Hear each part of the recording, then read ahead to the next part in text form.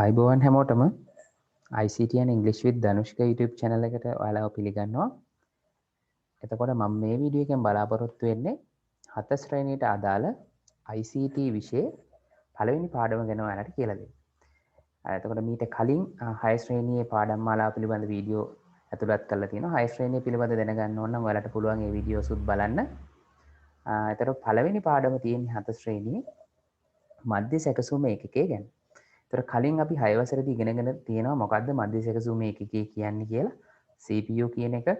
එතකොට ගොඩක් කට්ටිය වැරදියට භාවිතා කරනවා නේ. වැරදියට භාවිතා කරනවා සිස්ටම් යුනිට් එකට CPU කියලා කියනවා. රයිට්. බලමු එතකොට මොකද්ද මේ මධ්‍ය සැකසුම ඒකකය කියන්නේ කියලා. එතකොට මෙතන සංවාදයක් තියෙනවා. එක්කෙනෙක් අහනවා ඔයා දැකලා තියෙනවද මධ්‍ය සැකසුම ඒකකය? ඔව් මම දැකලා තියෙනවා. මොකද්ද මේ මධ්‍ය සැකසුම ඒකකය? කොහෙද ඒක තියෙන්නේ කියලා අහනවා එක්කෙනෙක්. එතකොට තියෙන උත්තරයක් දෙනවා CPU එකේ කියන්නේ මධ්‍ය සැකසුම එකකේ බාහිරින් නිරීක්ෂණය කරන්න බෑ. අන්න හරි. ඒතර CPU එක අපිට එළියට පේන්නේ නැහැ. right CPU කියන එකේ තේරුම තමයි Central Processing Unit කියන එක. right ඒක තමයි මධ්‍ය සැකසුම එකකේ කියලා අපි සිංහලෙන් කියන්නේ. right එතකොට කියනවා පරිගණකයේ හරියටම හෝටලයක මුළු තැන්ගේ වගේ. පරිගණකයේ මධ්‍ය සැකසුම එකකේ ඒ මුළු තැන්ගේ ඉන්න කෝකියා වගේ. right එතකොට හෝටලයක් ගත්තොත් ඒ හෝටලේ කුස්සිය තියෙනවනේ. කුස්සියේ ඉන්න කෝකිය තමයි වැදගත් එක්කෙනානේ. දැන් අපි ගෙදර ගත්තොත් තාත්තා, පාසල ගත්තොත් විදුහල්පති. ඒ විදිහ පරිගණකයේ වැදගත්ම තැන ගත්තොත් ඒක හිමි වෙන්නේ කාටද? CPU එකට. ඒතර කෝකියා හෝටලේ ආහාර සකසනවා වගේ මධ්‍ය සැකසුම එකේ පරිගණකයේ තුල ඇති දත්ත සකස් කොට තොරතුරු බවට පත් කරනවා.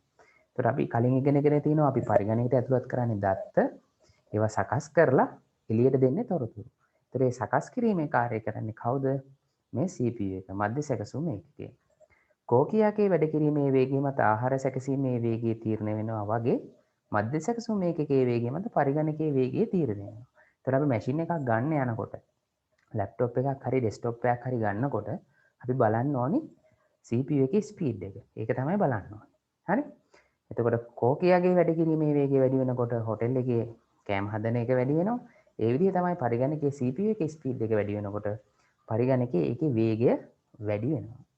right මුළු තැන්ගේ කෝකියන් දෙදෙනෙකු වැඩ කරන විට ආහාර වර්ග දෙකක් එක විට සූදානම් කරන්න පුළුවන්. දැන් කෝකිය දෙන්නෙක් ඉන්නවා නම් කිචන් එකේ කෑම වර්ග දෙකක් හදන්න පුළුවන්. ඒ වගේම තමයි ද්විත්ව කාර්ය සකසනය. ඔයාලා අහලා ඇති ඩුවල් කෝ කම්පියුටර්ස් කියලා අහලා තියෙනවා. ඩුවල් කෝ කියන එකේ එතකොට තියෙන ප්‍රොසෙසර්ස් දෙකක්. ඩුවල් කෝ ප්‍රොසෙසර් මගින් එක විට කාර්යයන් දෙකක් ඉටු කරගන්න පරිගණකයට පුළුවන්. එතකොට CPU එක එක වර්ග තියෙනවා. අපි ඉස්සරහට බලමු. ඒතර ඩුවල් කෝ කියන එකේදී වෙන්නේ ද්විත්ව කාර්ය සකසනයක්. ඒ කියන්නේ ඩුවල් කෝ ප්‍රොසෙසර් කියලා කියනවා. එතකොට ප්‍රොසෙසර් එකට කියන්නේ CPU එකම තමයි. CPU එකට තමයි අපි ප්‍රොසෙසර් එක කියන්නේ. ඔය ස්ටික එකක් එහෙම අලවලා තියෙන්නේ. ලැප්ටොප් එකේ හරි ඩෙස්ක්ටොප් එකේ හරි නිල් පාටින් ගොඩක් වෙලාවට දැන් තියෙන්නේ. Intel ප්‍රොසෙසර් අපි පාවිච්චි කරන්නේ. ඊට අමතරව AMD තියෙනවා. right දැන් බලමු අපි මධ්‍ය සැකසුම ඒකකය කියන්නේ මොකක්ද කියලා. ඒතර මධ්‍ය සැකසුම ඒකකයෙන් ප්‍රධාන වශයෙන් කරන්නේ ලබා දෙන උපදේශ අනුව ක්‍රියාත්මක වෙමින් දත්ත සැකසීම සිදු කරන අංකිත පරිපථයකි. එතකොට මේක ඩිජිටල් සර්කිට් එකක්. හරි අපි දෙන උපදේශ අනුව එයා වැඩ කරලා දත්ත සකස් කරලා තොරතුරු ලබා දෙන එක තමයි කරන්නේ. ඒතර පරිගණකයේ මගින් ඉටු කරන කාර්ය කුමක් වුවද ඕනෑම අවස්ථාවකදී මධ්‍ය සැකසුම ඒකකයේ පසුබිමින් ක්‍රියාත්මක වේ. අපිට පේන්නේ නැතුව තිබුණාට හරි ප්‍රොසෙස් එක හැම වෙලාවෙම වැඩ කරනවා. හරි මේ ප්‍රධාන කාර්යය වන්නේ පරිගණක වැඩසටහනක. අපි පරිගණක වැඩසටහනක කියනවා ප්‍රෝග්‍රෑම් එකක් කියලා. ප්‍රෝග්‍රෑම් එකක් කියන්නේ උපදේශ සහ විධාන මාලාවක එකතුවක්. right අන්නේ ගබඩා කරලා තියෙන උපදේශ ක්‍රියාත්මක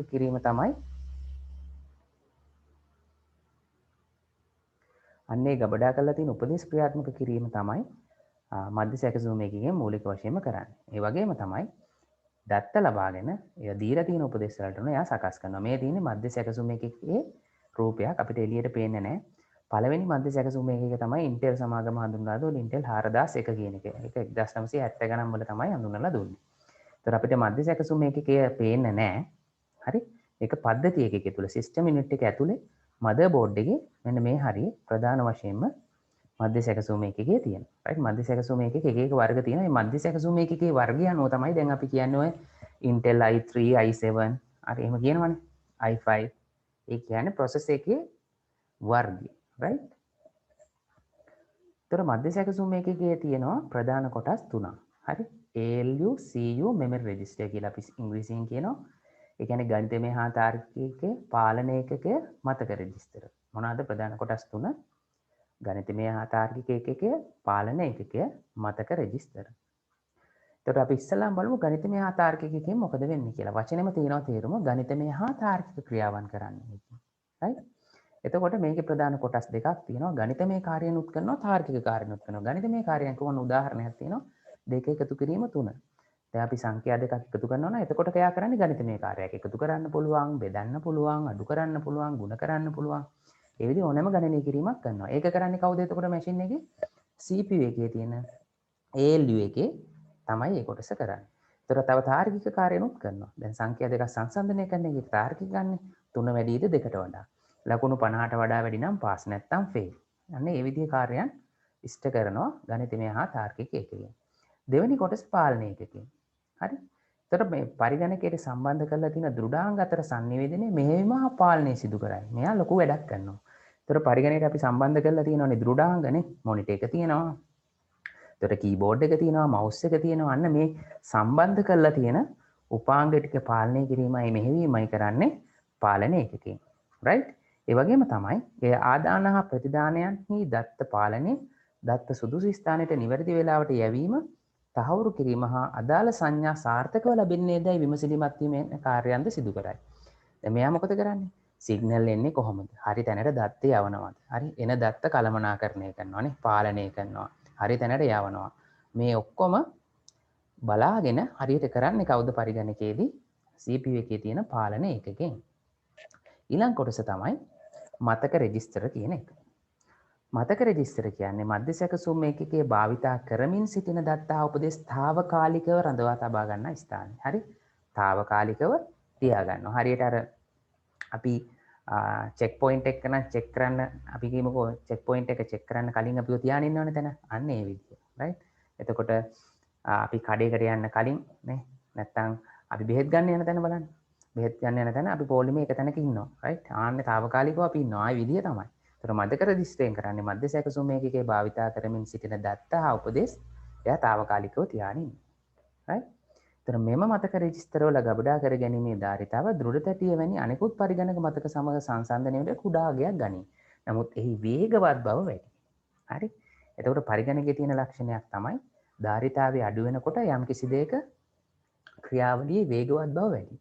ධාරිතාවය වැඩි වෙනකොට වේගවත් බව අඩු වෙනවා. එතකොට මතක රෙජිස්ටර් කියන එකේ කැපැසිටි එක අඩුයි, ධාරිතාවය අඩුයි. ඒකින්ද වේගය වැඩි.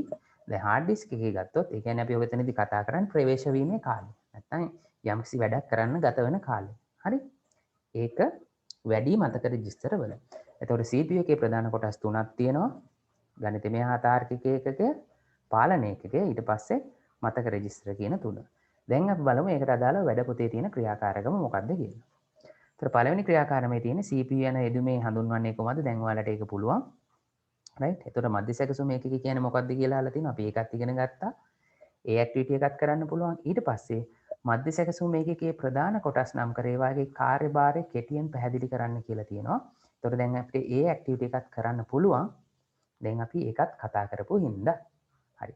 අපි ඊළඟ කොටසට යමු. ඊට පස්සේ ටික සාකච්ඡා කරලා right. දැන් ඊට පස්සේ තියෙනවා ඊළඟ කොටස. මධ්‍ය සැකසුම ඒකකයේ පරිණාමය හඳුනා ගැනීම. දැන් කොහොමද මේ process එක ආරම්භ වෙලා මේ දක්වා පරිණාමය වෙලා තියෙන්නේ? කොහොමද මේක ආරම්භයේදී හැදුනේ? right? දැන් කොහොමද හදන්නේ? හරි.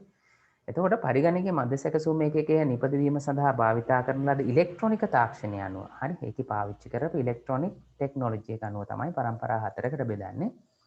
ඒතර අපි පළවෙනි පරම්පරාවේ කියනවා රික්තක නල පාවිච්චි කරා කියලා, වැකියුම් ටියුබ්ස් කියනවා. දෙවෙනි පරම්පරාවේ ට්‍රාන්සිස්ටර්ම තමයි සිංහලෙමුත් කියන්නේ. තෙවන පරම්පරාවේ අනුකලිත පරිපථ අපි ඉංග්‍රීසියෙන් කියනවා IC කියලා.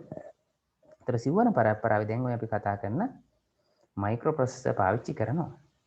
right? ඒතර මෙම වර්ග කිරීම හත ශ්‍රේණිය ඔබගේ අවබෝධය සඳහා වන සරල වර්ග කිරීමක් වන අතර විවිධ අවස්ථාවලදී මධ්‍ය සැකසුම ඒකකයේ පරිණාමය විවිධාකාරයෙන් පරම්පරාවලට බෙදා දක්වන අවස්ථාද ඇත. ඒ කියන්නේ මේ ක්‍රමයට වඩා වෙනස් විදියටත් තියෙනවා. දැන් අපි පස්වෙනි පරම්පරාව ගැන කතා කරනවා right. එතකොට ආටිෆිෂියල් ඉන්ටෙලිජන්ස් කියලා කතා කරනවා. ඒ කියන්නේ ඔයාලට මේ දැනට තේරෙන්න දැන් හත ශ්‍රේණියට අදාළව මේ විදියට වර්ග කරලා තියෙනවා.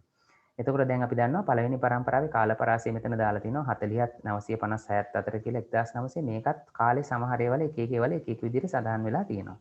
මේ වලට පේනවා මෙතන රික්තක නලයක් තියෙනවා. රික්තක නලයක්. එතකොට අපි ඒකට කියනවා වැකියුම් ටියුබ්ස් කියලා. එතකොට මේ වැකියුම් ටියුබ්ස් තමයි පළවෙනි පරම්පරාවේ පරිගණක වල පාවිච්චි වෙන. ඔයාලට පේනවා මේ විශාල ප්‍රමාණයේ ඒවා. රයිට්. ඉතා විශාල ප්‍රමාණයේ පරිගණක තමයි මුල් කාලේ පාවිච්චි කරේ. මම ඔයාලට රූපයක් පෙන්නන්නම්. තව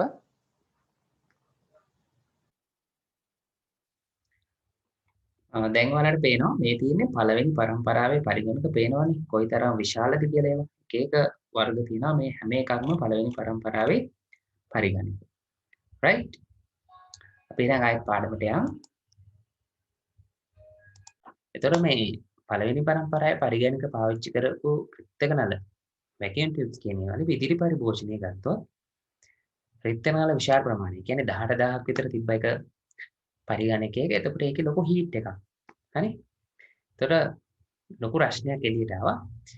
ඒක මැඩපවත්තන්න ඒකට වෙනම සිසිලන කූලින් සිස්ටම් එකක් අවශ්‍ය වෙනවා.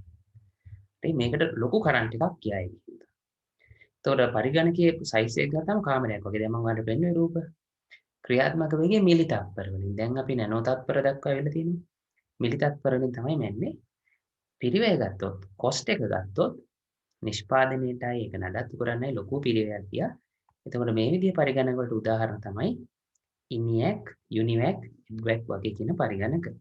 එතකොට ඒව ඔයාලට සර්ච් කරලා ඕනම් බලන්න පුළුවන් ඉන්ටර්නෙට් එකේ. මේ වචන ගැහුවම රූප එනවා ඒවට අදාළ. right? හරි. අපි බලමු දෙවෙනි පරම්පරාවට ගිහිල්ලා. දෙවෙනි පරම්පරාව එතකොට පාවිච්චි කරලා තියෙන්නේ ට්‍රාන්සිස්ටර්. මේ තියෙන්නේ ට්‍රාන්සිස්ටර්. එතකොට ට්‍රාන්සිස්ටර් කියලා අපි ගැහුවොත් right? සර්ච් කරලා බලුවොත් ට්‍රාන්සිස්ටර්ස් වර්ග ගොඩාක් තියෙනවා. right? මේ තියෙන්නේ. එතකොට ට්‍රාන්සිස්ටර් එකක් කියන්නේ අග්‍ර 3ක් සහිත උපාංගයක්. right? මේ තියෙන්නේ පරිගණකවල පාවිච්චි කරපු ට්‍රාන්සිස්ටර්ස් වර්ග එක එක වර්ග තියෙනවා ට්‍රාන්සිස්ටර්ස්. ඒවත් ඔයාලට සර්ච් කරලා බලන්න පුළුවන්. right? එතකොට මේ ට්‍රාන්සිස්ටර් ගත්තාම පළවෙනි පරම්පරාවේ අපි පාවිච්චි කරේ රික්තක නල. ඒකට වඩා විදුලි පරිභෝජනය ටිකක් අඩුයි. හරි? ප්‍රමාණය කුඩා වුණා. මොකද අර රික්තක නල 18000ක් වගේ පාවිච්චි කරා කියවනේ අපිට. මේකෙදි අපි පාවිච්චි කරේ ට්‍රාන්සිස්ටර්. එතකොට අර රික්තක නල තරම් ප්‍රමාණයක් ට්‍රාන්සිස්ටර්ස් පාවිච්චි කරේ නැහැ. ඒකින්ද පරිගණකයේ ප්‍රමාණය ටිකක් අඩු වුණා. දැන් එයාලට පේනවා එන්න පරිගණකයේ ප්‍රමාණය අඩු වෙනවා භාවිතා කරන තාක්ෂණික උපාංගයත් එක්ක. එතකොට කලින් එකේ මිලි තත්පර වලින් මන්නේ දැන් මේක මයික්‍රෝ තත්පර වලින් මන්නේ. right? එතකොට පිරිවැය මිලදී ගැනීමට විශාල පිරිවැයක් ඕනි වුණා. එතකොට IBM 7030 CDC කියන පරිගණක මේවට උදාහරණ. එතකොට ඔයාලට සර්ච් කරලා බලන්න පුළුවන් ඉන්ටර්නෙට් එකේ CDC කම්පියුටර් කියලා නේ. එතකොට දැන් අර තරම්ම විශාල නොවුනත් මේක සාපේක්ෂව අනිත් පරිගණක වලට වඩා විශාලයි පළවෙනි පරම්පරාවේ පරිගණක වලට සාපේක්ෂව ගත්තා. right? ඊට වඩා හැබැයි ප්‍රමාණය අඩුයි. ඒතර අපි තුන්වෙනි පරම්පරාව ගත්තොත් තුන්වෙනි පරම්පරාවේ පාවිච්චි කරන්නේ අනුකලිත පරිපථ. ඒ කියන්නේ පළවෙනි එකේ වැකියුම් ටියුබ්ස් පාවිච්චි කරා. ඊට පස්සේ ට්‍රාන්සිස්ටර් පාවිච්චි කරා. මෙන්න මේ ට්‍රාන්සිස්ටර් ඔක්කොම වෙනුවට අලුතෙන් ඩිවයිස් එකක් පාවිච්චි කරා. IC. right? IC. right? IC කියලා ගියාම කම්පියුටර් කියලා ගන්න වෙයි නැත්නම් වෙනස් ඒවා වෙන්න පුළුවන්. එතකොට කම්පියුටරේ IC එකක් ගත්තාම මෙන්න මේ විදිය තුඩු තියෙන කළු පාට ඩිවයිස් එකක් පොඩි කෑල්ලක් පෙන් ඩ්‍රයිව් එක ගත්තත් පෙන් ඩ්‍රයිව් එක ඇතුලේ තියෙන IC එක ඉන්ටග්‍රේටඩ් සර්කිට් එක ඔයාලට පේනවා මේ තියෙන මදර් බෝඩ් එකක් තුල IC එකක් සම්බන්ධ කරලා තියෙන හැටි. right? එතකොට ඉන්ටග්‍රේටඩ් සර්කිට් එක ආවට පස්සේ තමයි ප්‍රධාන වශයෙන්ම පරිගණකයේ ප්‍රමාණය අඩු වුනේ. right? පරිගණකයේ ප්‍රමාණය අඩු වුනේ. එතකොට දෙවන පරම්පරාවට වඩා සාපේක්ෂව විදුලි පරිභෝජනය අඩු වුණා. ප්‍රමාණය අඩු වුණා. ක්‍රියාත්මක වේගය නැනෝ තත්පර වලින් තමයි මනින්න පාවිච්චි කරේ. එතකොට පිරිවැය ගත්තම දෙවන පරම්පරාවට සාපේක්ෂව මිලදී ගැනීමට අවශ්‍ය පිරිවැය අඩු වුණා. right? එතකොට ওই පරිගණකයේ ප්‍රමාණය කුඩා වෙන්න බලපාම ප්‍රධානම සාධකය තමයි මේ IC එක හොයාගත්ත එක. එතකොට මේ කලින් අපි පාවිච්චි කරපු රික්ත කණල ට්‍රාන්සිස්ටර් විශාල ප්‍රමාණයක් වෙනුවට එක IC එකක් පාවිච්චි කරන්න පුළුවන් වුණා. ඒකින්ද තමයි පරිගණකීය ප්‍රමාණය අඩු වුණේ. ඊටත් පස්සේ තව සිවුන පරම්පරාවට එනකොට අපි මේ ICs විශාල ප්‍රමාණයක් සම්බන්ධ කරලා හැදුවා ප්‍රොසෙසර් එකක්. ඒකට තමයි අපි ඔය කියන්නේ මයික්‍රෝ ප්‍රොසෙසර් කියලා. අපි VLIC කියලාත් කියනවා. එතකොට මේකෙදි පාවිච්චි කරේ මයික්‍රෝ ප්‍රොසෙසර් හතරවෙනි පරම්පරාව. ඒක පළවෙනි පරම්පරාවේ රික්ත කණල, දෙවෙනි පරම්පරාවේ ට්‍රාන්සිස්ටර්, තුන්වෙනි එකේ IC, හතරවෙනි එකේ සූත්‍ර පරිපථ මයික්‍රෝ ප්‍රොසෙසර්ස් කියන එක. එතකොට දෙවන පරම්පරාවට වඩා සාපේක්ෂව විදුලි පරිභෝජනය අඩුයි, ප්‍රමාණය අඩුයි, ක්‍රියාත්මක වේගය පිකෝ තප්පර වලින් ආය නැත්නම් අපි කියනවා MIPS millions of instructions per second. තප්පරයකට මිලියන ගණනක් උපදේශ ක්‍රියාත්මක කරන්න පුළුවන් මේ පරිගණකයට. right? ඒ process එකට. පිරිවැය ගත්තම තෙවන පරම්පරාවට සාපේක්ෂව මිලදී ගැනීමට අවශ්‍ය පිරිවැය ඉතා අඩුයි.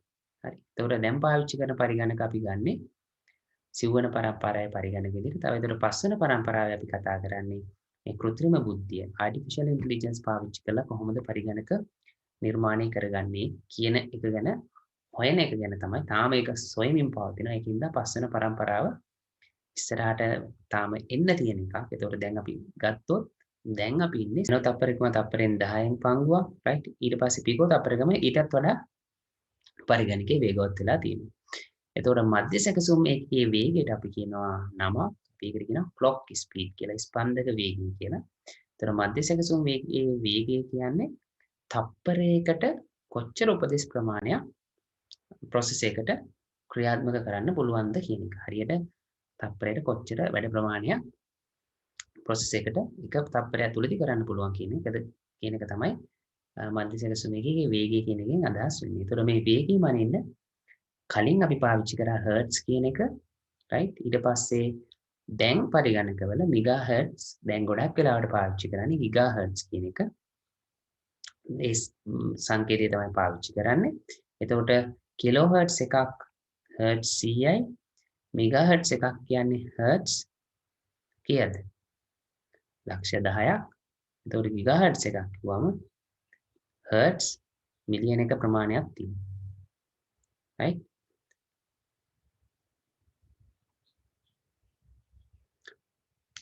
හොඳයි. එතකොට කිලෝහර්ට්ස් එකක් හර්ට්ස් කොච්චරක්ද? මෙගාහර්ට්ස් එකක් හර්ට්ස් කොච්චරක්ද? ගිගාහර්ට්ස් එකක් හර්ට්ස් කොච්චරක්ද කියලා තමයි මෙතන සඳහන් කරලා තියෙන්නේ. ඒක ඔයාලා මතක තියාගන්න. ඒතකොට ඔයාලට තේරුම් ගන්න පුළුවන් දැන් පරිගණකයක් කොච්චර වේගවත්ද කියලා. කියන්නේ තප්පරයකට කොච්චර උපදෙස් ප්‍රමාණයක් ක්‍රියාත්මක කරන්න පුළුවන්ද කියලා. ඒතකොට දැන් ක්‍රියාකාරකම 1යි 2 තියෙනවා වැඩ පොතේ. ඒකේ මධ්‍ය සැකසුම් එකේ ප්‍රධාන කොටස් ටික ඉස්සෙල්ලා මම ඔයාලට කියන්න කියලා කිව්වා. ඊට පස්සේ ඔයාලා මෙතන තියෙන හරි නම් හරි ලකුණද වැරදි නම් වැරදි ලකුණද ගන්න කියලා. ඒතර මධ්‍ය සැකසුම් එකකේ භාවිතා කරමින් සිටින දත්ත සහ උපදේශ මතක රෙජිස්ටරවල ගබඩා කරගනි කියලා තියෙනවා. ඒතකොට తాවකාලිකව තමයි ගබඩා කරගන්නේ. එතකොට ඔයාලා හරිද වැරදිද කියලා ඔයාලට තියෙන මේ ක්‍රියාකාරකම කරන්න. ඒතකොට දැන් ඔයාලා දන්නවා ඒ ටික බලලා ඔයාලා මේ පොතේ ක්‍රියාකාරකම කරන්න. right? අපි යමු ඊට පස්සේ ඊළඟ කොටසට. එතකොට දැන් මෙතන සාරාංශයක් තියෙනවා. හරි. මේ කොටසේ අපි ඉගෙන ගත්ත කොටසේ මධ්‍ය සැකසුම් එකකට CPU කියනවා, පරිගණකීය මොලේ කියනවා. මධ්‍ය සැකසුම් එකකේ ප්‍රධාන කොටස් කීපයක් තියෙනවා. හරි. දෙකක් කිව්වට නේ කොටස් අපි තුනක් කතා කරා. තාර්කිකය හා ගණිතමය එකකේ ප්‍රධාන වශයෙන් පාලන එකකේ කියලා කොටස් දෙකක් තිබ්බට තව එකේ අපි මතක රෙජිස්ටර් කියන කොටස් තියෙනවා. එතකොට ප්‍රධාන කොටස් තුනක් තියෙනවා. එතකොට ඒ කොටස් තුනෙන් කරන්නේ සරලවම කාර්යයන් මොනවාද කියලා තියෙනවා මෙතන. ගණිතමය හා තාර්කික ක්‍රියාකාරකම් කරනවා, පාලන ඒකකයන් සියලුම පද්ධතිය පාලනය කරනවා. එතකොට තාකාලික දත්ත ගබඩා කරලා තියාගන්නවා මතක රෙජිස්ටර් වල. එතකොට පරිණාමය ගත්තම මධ්‍ය සැකසුම් ඒකකයේ වේගය අපිට පේනවා වර්ධනය වෙලා තියෙනවා. ප්‍රමාණය අඩු වෙලා තියෙනවා. right? ඔය දෙක තමයි මේ ප්‍රධාන වශයෙන් තියෙන්නේ. ඊට පස්සේ අපි පරිගණකයේ යන පිරිවැය ගත්තොත් පිරිවැය එන්න පරිගණක පරම්පරාවට අඩු වෙලා තියෙනවා. right? ඒතර මධ්‍ය සැකසුම් එකක සඳහා භාවිත කරන ඉලෙක්ට්‍රොනික තාක්ෂණය මතක තියාගත්තම හරි එක එක පරම්පරාවට පළවෙනි පරම්පරාවේ රික්ත කණල, දෙවෙනි පරම්පරාවේ ට්‍රාන්සිස්ටර්, තුන්වෙනි පරම්පරාවේ අනුකලිත පරිපථ, සිව්වන පරම්පරාවේ සූත්‍ර පරිපථ තමයි පාවිච්චි කරලා තියෙන්නේ. එතකොට ওই කොටස තමයි පළවෙනි පාඩමේ තියෙන්නේ. එතකොට දැන් ඔයාලට අවබෝධයක් ඇති. මොකක්ද CPU එක කියන්නේ මොනවාද ඒකේ තියෙන කොටස් තුන. හරි. එතකොට CPU එක දක්වා කොහොමද පරිණාමය වුනේ පළවෙනි පරම්පරාවේ ඉඳලා සිවුවන පරම්පරාවට එනකම් කියලා ඔයාලට පැහැදිලි ඇති.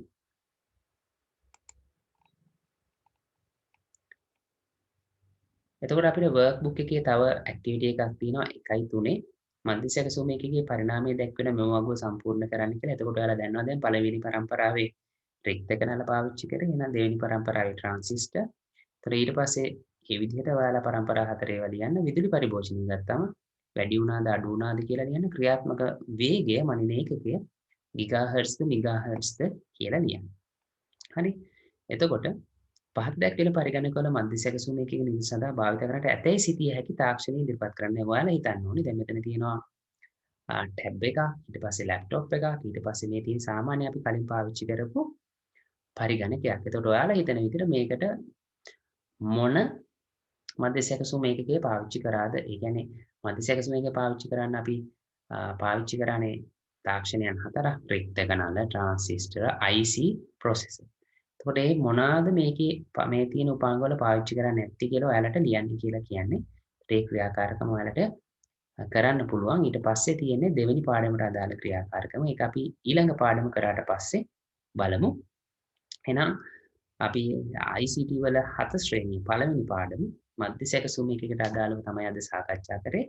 එහෙනම් ආයෙත් කියනවා මධ්‍ය සැකසුම එකකේ ප්‍රධාන කොටස් කිහිපයක් තියෙනවා. ALU, CU, එතකොට memory registers, එතකොට processor එක පරිණාම වුණේ කොහොමද කියලා ඔයාලට මතකයිද? රික්තක නල, ට්‍රාන්සිස්ටර්, අනුකූලික පරිපථ, සූත්‍ර පරිපථ. එතකොට විදුලි පරිභෝජනයේ ඉන්න පරම්පරාවට අඩු වුණා, පිරිවැය අඩු වුණා, වේගය වැඩි වුණා, ප්‍රමාණය අඩු වුණා. right? එහෙනම් අපි දෙවෙනි පාඩමෙන් හම්බෙමු ICT වල 7 ශ්‍රේණිය. මේ විදිහේ වීඩියෝස් ටිකටම බලන්න ICT and English with Dhanush YouTube channel එක subscribe කරන්න කියලා මම ඔයාලට ආරාධනා කරනවා. අපි එහෙනම් ඊළඟ වීඩියෝ එකෙන් හම්බෙමු දෙවෙනි පාඩමේ.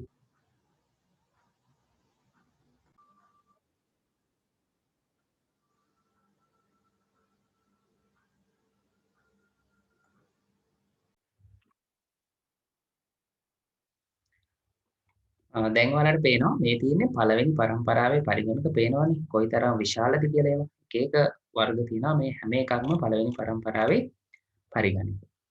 right? අපි දැන් ආයෙත් පාඩමට යමු.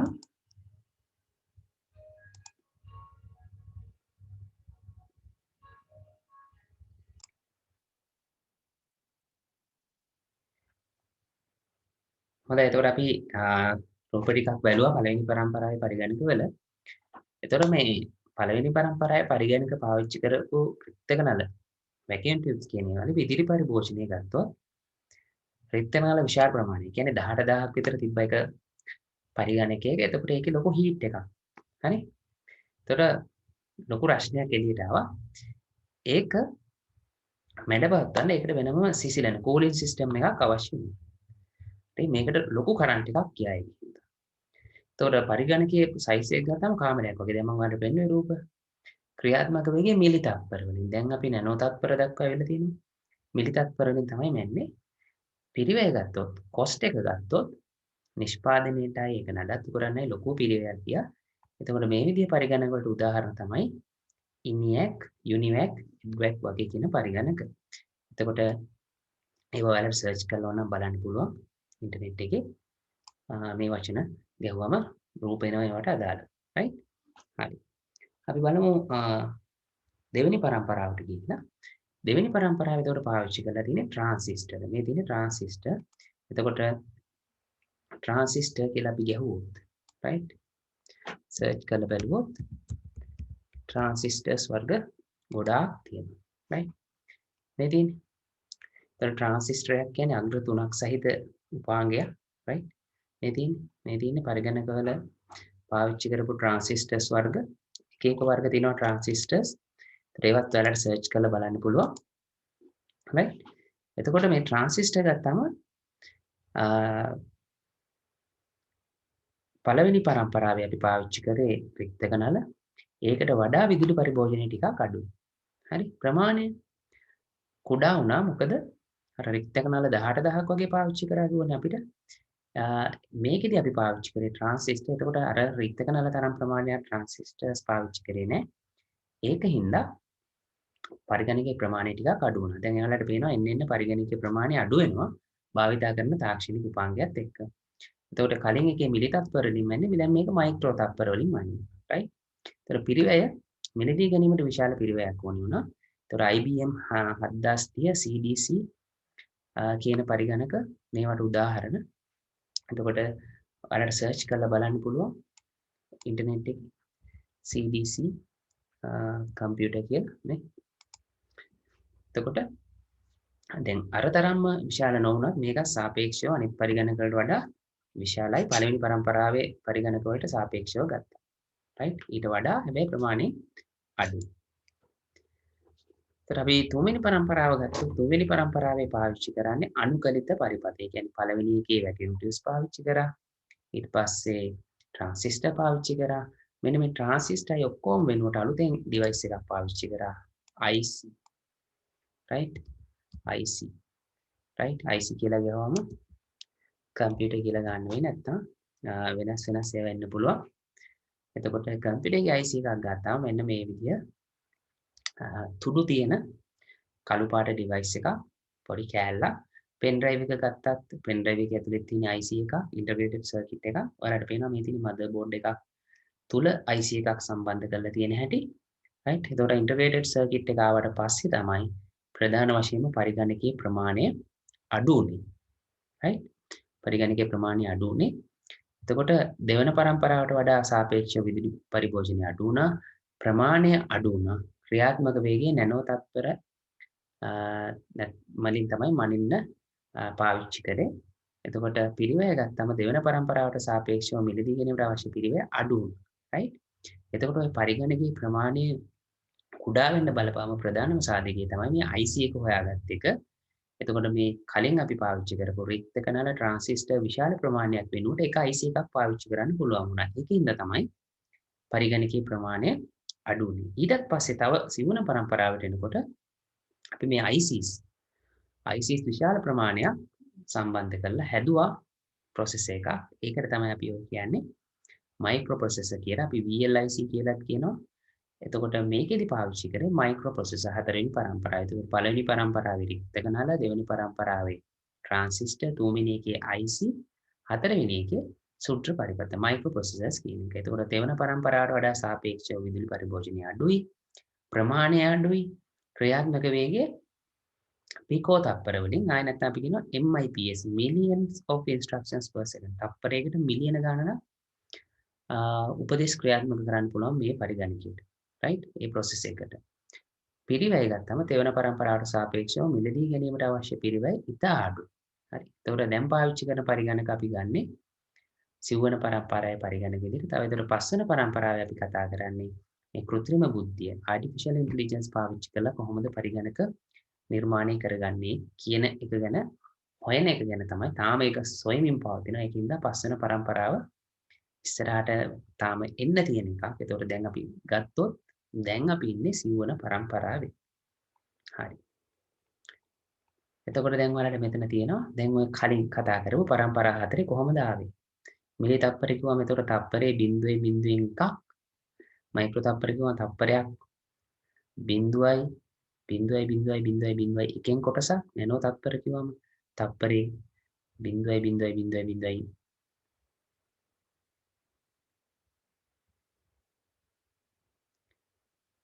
right නැනෝ තප්පරයකම තප්පරෙන් 10න් පංගුවක් right ඊට පස්සේ පිකෝ තප්පරයකම ඊටත් වඩා පරිගණකයේ වේගවත් වෙලා තියෙනවා.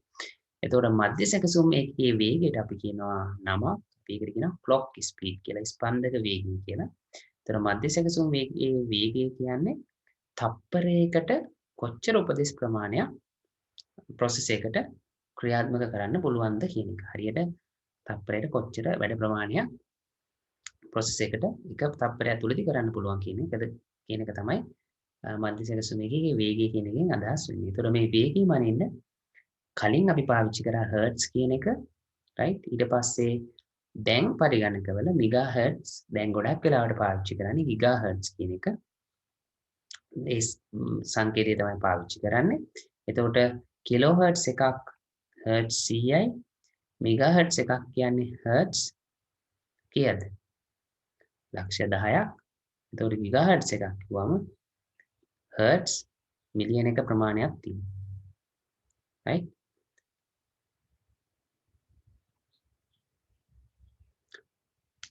හොඳයි. එතකොට කිලෝහර්ට්ස් එකක් හර්ට්ස් කොච්චරක්ද? මෙගාහර්ට්ස් එකක් හර්ට්ස් කොච්චරක්ද? ගිගාහර්ට්ස් එකක් හර්ට්ස් කොච්චරක්ද කියලා තමයි මෙතන සඳහන් කරලා තියෙන්නේ. ඒක ඔයාලා මතකේ තියාගන්න. එතකොට ඔයාලට තේරුම් ගන්න පුළුවන් දැන් පරිගණකයක් කොච්චර වේගවත්ද කියලා. කියන්නේ තප්පරයකට කොච්චර උපදෙස් ප්‍රමාණයක් ක්‍රියාත්මක කරන්න පුළුවන්ද කියලා. එතකොට දැන් ක්‍රියාකාරකම 1යි 2 තියෙනවා වැඩ පොතේ. ඒකේ මධ්‍යස්ථ සැකසුම එකකේ ප්‍රධාන කොටස් ටික ඉස්සලා මම ඔයාලට ලියන්න කියලා කිව්වා. ඊට පස්සේ ඔයාලා මෙතන තියෙන හරි නම් හරි ලකුණද වැරදි නම් වැරදි ලකුණද ගන්න කියලා. ඒතර මධ්‍යස්ථ සැකසුම එකකේ භාවිතා කරමින් සිටින දත්ත සහ උපදේශ මතක රෙජිස්ටරවල ගබඩා කරගනී කියලා තියෙනවා. එතකොට తాවකාලිකව තමයි ගබඩා කරගන්නේ. එතකොට ඔයාලා හරිද වැරදිද කියලා ඔයාලට තියෙන මේ ක්‍රියාකාරකම කරන්න. එතකොට දැන් ඔයාලා දන්නවා ඒ ටික බලලා ඔයාලා මේ පොතේ ක්‍රියාකාරකම කරන්න. right? අපි යමු ඊට පස්සේ ඊළඟ කොටසට. එතකොට දැන් මෙතන සාරාංශයක් තියෙනවා. හරි? මේ කොටසේ අපි ඉගෙන ගත්ත කොටසේ මධ්‍යස්ථ සැකසුම එකකට CPU කියනවා, පරිගණකීය මොලේ කියනවා. මධ්‍යස්ථ සැකසුම එකකේ ප්‍රධාන කොටස් කීපයක් තියෙනවා. හරි? දෙකක් කිව්වට නේ කොටස් අපි තුනක් කතා කරා. තාර්කිකය හා ගණිතමය එකකේ ප්‍රධාන වශයෙන් පාලන එකකේ කියලා කොටස් දෙකක් තිබ්බට තව එකේ අපි මතක රෙජිස්ටර් කියන කොටස් තියෙනවා. එතකොට ප්‍රධාන කොටස් තුනක් තියෙනවා. එතකොට ඒ කොටස් තුනෙන් කරන්නේ සරලවම කාර්යයන් මොනවාද කියලා තියෙනවා මෙතන. ගණිතමය හා තාර්කික ක්‍රියාකාරකම් කරනවා. පාලන ඒකකයෙන් සියලුම පද්ධතිය පාලනය කරනවා. එතකොට තාකාලික දත්ත ගබඩා කරලා තියාගන්නවා මතක රෙජිස්ටර් වල. එතකොට පරිණාමය ගත්තම මධ්‍යස්ථ සැකසුම ඒකකයේ වේගය අපිට පේනවා වර්ධනය වෙලා තියෙනවා. ප්‍රමාණය අඩු වෙලා තියෙනවා. right? ඔය දෙක තමයි මේ ප්‍රධාන වශයෙන් තියෙන්නේ. ඊට පස්සේ අපි පරිගණකයේ යන පිරිවැය ගත්තොත් පිරිවැය එන්න පරිගණක පරම්පරාවට අඩු වෙලා තියෙනවා. right? ඒතර මධ්‍යස්ථ සැකසුම එකක සඳහා භාවිත කරන ඉලෙක්ට්‍රොනික තාක්ෂණය මතක තියාගත්තම හරි එක පරම්පරාවට පළවෙනි පරම්පරාවේ රික්තක නල, දෙවෙනි පරම්පරාවේ ට්‍රාන්සිස්ටර්, තුන්වෙනි පරම්පරාවේ අනුකලිත පරිපථ, සිව්වන පරම්පරාවේ සූත්‍ර පරිපථ තමයි පාවිච්චි කරලා තියෙන්නේ. එතකොට ওই කොටස තමයි පළවෙනි පාඩමේ තියෙන්නේ. එතකොට දැන් ඔයාලට අවබෝධයක් ඇති මොකක්ද CPU එක කියන්නේ, මොනවාද ඒකේ තියෙන කොටස් තුන. හරි. එතකොට CPU එක දක්වා කොහොමද පරිණාමය වුනේ පළවෙනි පරම්පරාවේ ඉඳලා සිව්වන පරම්පරාවට එනකම් කියලා ඔයාලට පැහැදිලි ඇති.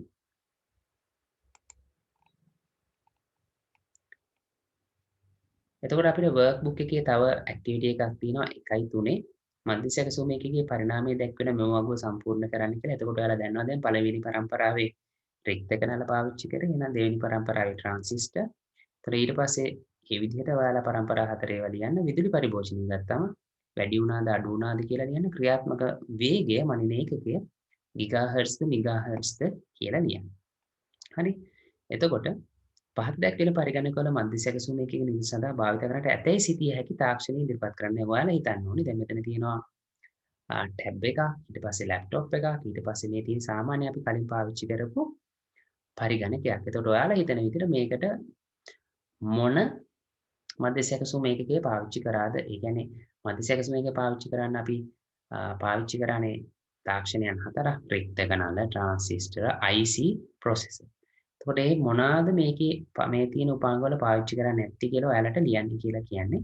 ඒ ක්‍රියාකාරකම ඔයාලට කරන්න පුළුවන්. ඊට පස්සේ තියෙන්නේ දෙවෙනි පාඩමට අදාළ ක්‍රියාකාරකම. ඒක අපි ඊළඟ පාඩම කරාට පස්සේ බලමු.